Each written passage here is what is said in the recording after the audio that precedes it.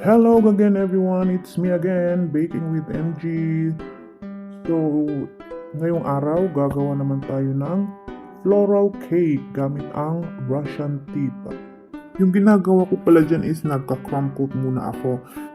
Pag kina-crumb coat siya, lagyan muna siya ng konting amount ng icing para pag linagay mo na yung final na icing is hindi na sumasama yung mga breadcrumbs niya.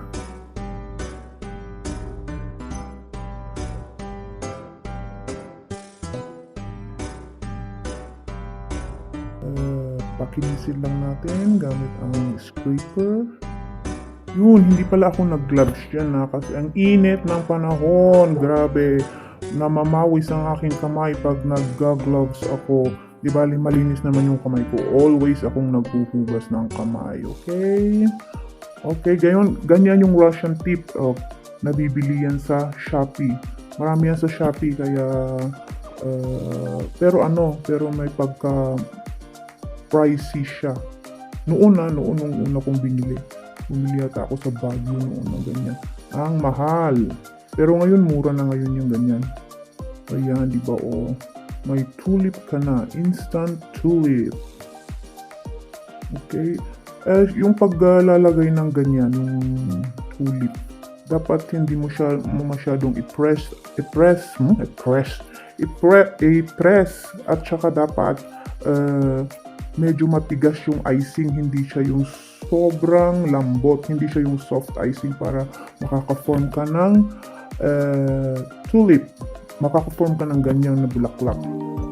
O yan, next naman is iba naman yan. Meron ko parang tulip din yata yan. Yan.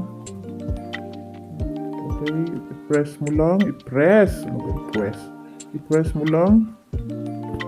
At yan. Wag na nang tingnan yung kamay kong mataba. Win. Yan. Di ba ang ganda? Instant tulip design. Ganda ng combination ng purple, blue, at saka pink. Yan. Tapos, pagkatapos niya, kung gusto nyong lagyan ng leaves, pwede rin.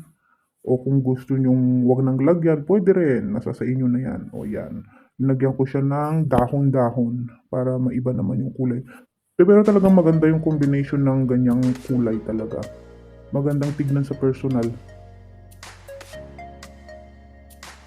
Yan. Palibutan lang. Kung gusto nyong kunti lang ilagay, pwede rin. And voila, ang finished product. O diba, magandang tignan. Okay, sa mga nag-subscribe at saka hindi pa nakapag-subscribe, please subscribe po sa aking channel. And sa nag-order nito, thank you, maraming salamat. And thank you for watching. Pasensya na kagabi sa mga nabulabog ko pala. Bye!